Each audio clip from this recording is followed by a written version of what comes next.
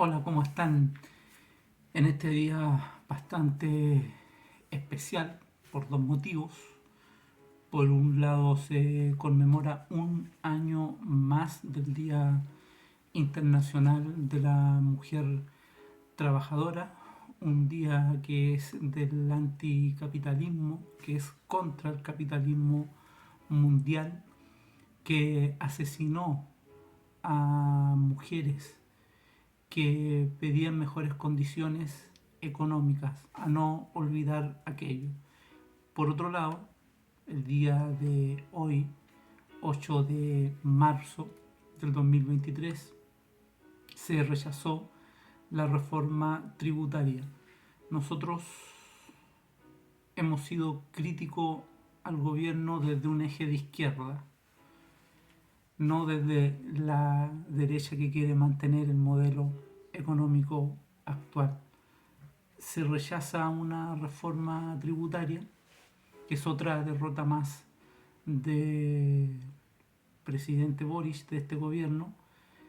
Se rechaza con una posición bastante cerrada de la derecha tradicional, que también es radical, de la UDI, de Bópoli, de Renovación Nacional, y de esta derecha valórica, de esta derecha también radical, extremista como lo del Partido Republicano, y a eso se le suma el PDG, algunos parlamentarios de la democracia cristiana, cercanos a la democracia cristiana, y eso fue generando un escenario donde los parlamentarios que han hecho farándula en el Parlamento y que le hacen un daño también a la política, como lo es la parlamentaria Pamela Giles, se sumaron todos ellos a este escenario.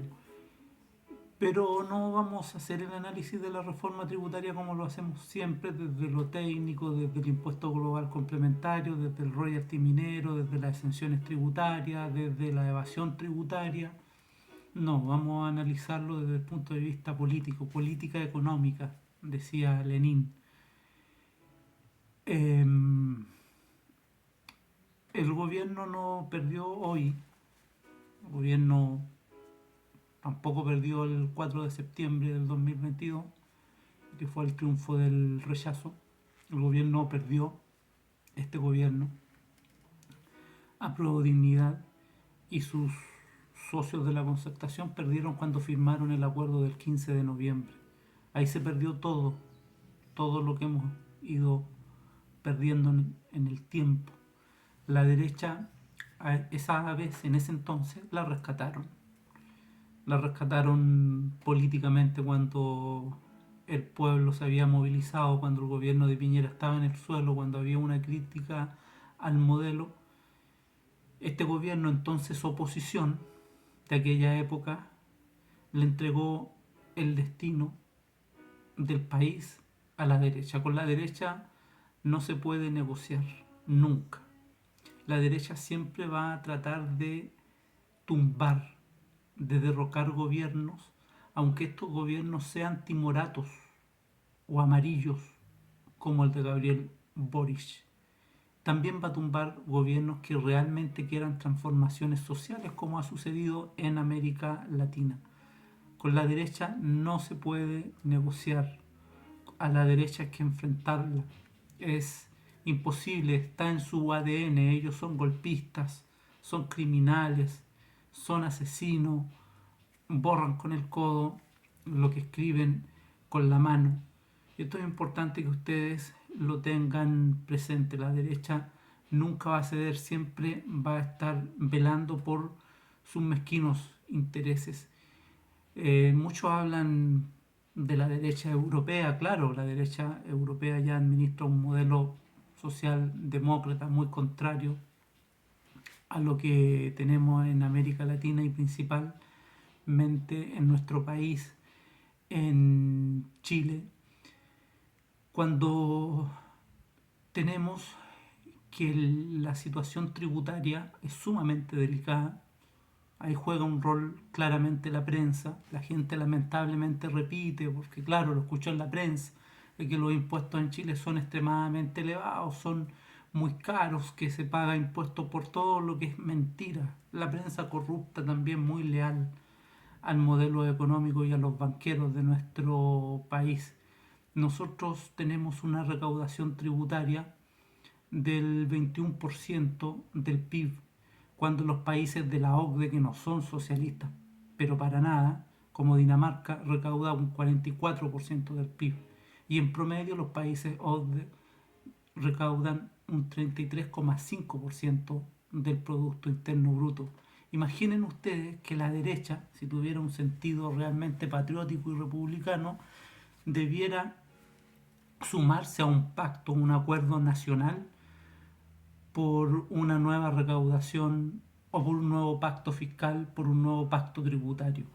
Y aquí aparecen todos estos payasos como Renato Garín, exdiputado del Distrito 14, ex constituyente, señalando que Chile tiene un impuesto ruinoso, que Chile tiene una recaudación fiscal muy alta, que se parece a la Unión Soviética, qué sé yo, por ese tipo anda viendo comunistas por todos lados.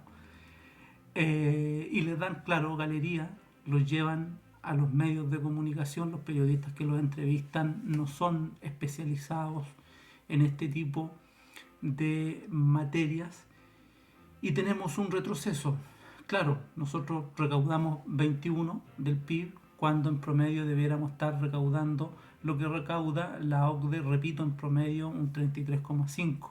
Estamos a 12 puntos, un poco más de aquello. Por lo tanto, saltar de una recaudación que en la actualidad recauda un 21% del PIB a un 26 o un 27 deberá ser un consenso político, un acuerdo político totalmente transversal.